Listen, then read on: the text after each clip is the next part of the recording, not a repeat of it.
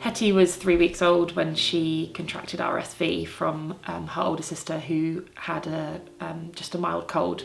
But for her, it just seemed to get worse and worse over the space of about 5 days.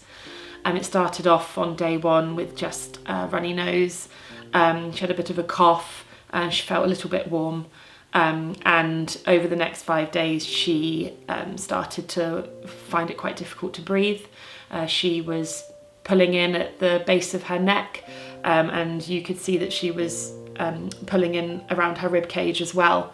So on a Wednesday evening, I decided to take her into A&E.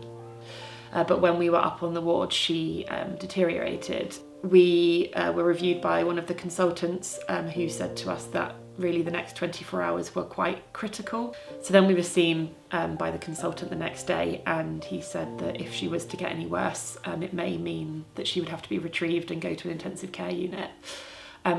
Luckily that afternoon she seemed to turn a corner with the oxygen that they had given her and had helped her with the feeding.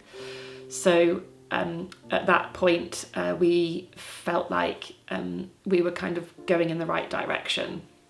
But it was a long kind of further 4 days after that. But on day 5, when they finally removed the oxygen and were able to move the feeding tube as well, I was able to start breastfeeding again.